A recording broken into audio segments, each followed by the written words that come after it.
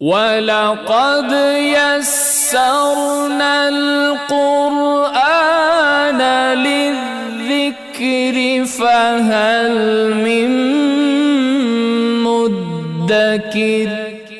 ایام معدودات سے مراد کیا ہے اور کتنے ہیں؟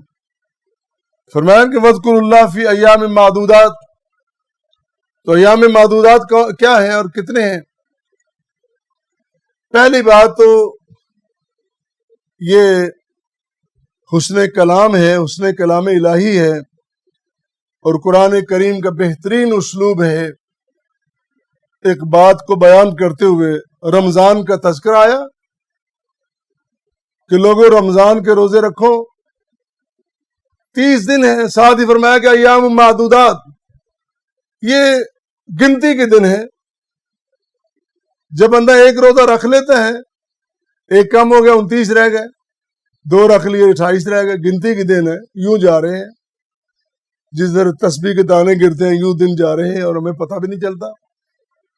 بہترین اسلوب فرمایا کہ ایام معدودات گنتی کے دن ہیں، اور یہاں بھی 4 دن فرمایا گنتی کے دن ہیں۔ ان گنتی کے دنوں میں فضول کاروائیوں میں وقت ضائع نہ کرو۔ بندہ بعد کا ڈھونڈنے نکل جاتا ہے، چلو اج تے آئے ہیں تو فلانے رشتہ دار ساڈے نے انہوں نے لب لیے، وہ مکہ مکرمہ کی دوسری نکڑ پہ رہتا ہے، چلو اس کو ڈھونڈ کے آتے ہیں، واپس یہیں پہ آ جائیں گے۔ یہ بڑے قیمتی دن ہیں، اور بڑے گنتی کے دن صرف 4 دن ہیں، اور ان دنوں میں وَاذْكُرُوا اللَّهَ فِي ایام معدودات، ان دنوں میں اللہ کا ذکر کرو اور کثرت کے ساتھ کرو۔ علامہ ابن کثیر نے اور دیگر مفسرین نے ایک روایت نقل کی ہے عبداللہ بن عباس رضی اللہ تعالیٰ عنہ سے۔ وہ کہتے ہیں کہ ایام معدودات سے مراد ایام تشریق ہے، اور ایام تشریق 4 دن ہیں، ایک قربانی کا دن اور 3 دن اس کے بعد کے۔ اب ہمارے ہاں ایک فقہی اختلاف ہو گیا، فقہی اختلاف کے ذریعے کچھ دوستوں نے 3 دن بنا لیے۔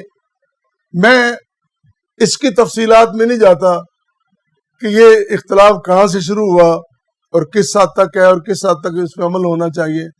میں نے حدیث مبارکہ آپ کے سامنے رکھ دی ہے، اور پھر پچھلے الفاظ میں یہ بھی گزارش کر دیا، ان دنوں میں نماز فرض کے بعد خصوصی طور پر تکبیرات بلند کرنی چاہیے، اور عام وقت میں بھی جب وقت ملے تکبیرات بھی پڑھنی چاہیے۔ دیگر بھی مسنون اذکار ہیں، وہ بھی اللہ کی بارگاہ میں نذرانہ عقیدت کہہ لیں، نذرانہ عاجزی کہہ لیں، نذرانہ بندگی اللہ کی بارگاہ میں پیش کرنا چاہیے اور کرنا چاہیے۔ اور پھر جہاں تک قربانی کا مسئلہ ہے، ان 4 دنوں میں قربانی جائز ہے، ورنہ وہ سہولت کاہے کو رکھی ہے؟ اسی لیے رکھی ہے نا، ایک دن نہیں کر سکتا، دوسرے دن کر لے، تیسرے دن کر لے، چوتھے دن عصر کی نماز تک۔ اب عصر کی نماز میں بندہ تھوڑا سا پھر وہاں پہ اختلاف ہو جائے گا، اول وقت ہے کہ آخر وقت ہے؟ بھئی آپ اس کو آخر تک بھی لے جائیں یا پہلے بھی لے آئیں، گھنٹہ 1.5 گھنٹہ بنے گا، وہ ساری باتیں اپنی جگہ۔ لیکن یہ ایک بہت بڑی سہولت اللہ نے اپنے پیغمبر کے ذریعے اپنی مخلوق کو اور اپنے نبی کی امت کو ایک سہولت دی ہے، اس سے فائدہ اٹھانا چاہیے۔ یہ 4 دن ہیں، اور ان دنوں میں قربانی بھی کی جا سکتی ہے، اور تکبیرات کی کثرت کے ساتھ تکبیرات بلند کرنی چاہیے، اللہ کا ذکر کا۔ اس لیے ہمیں حکم ہو رہا ہے وَاذْكُرُوا اللَّهَ فِي ایام معدودات، ان گنتی کے دنوں میں تم اللہ کا ذکر کرو۔ جب حکم ہو گیا تو پھر ہمیں کرنا چاہیے، پھر اس سے ہمیں گریز کی، کوئی دلیل تلاش کرنے کی، کہیں بھاگنے کی قطعاً کوئی ضرورت نہیں ہے۔ یقیناً اسی میں بہتری ہے۔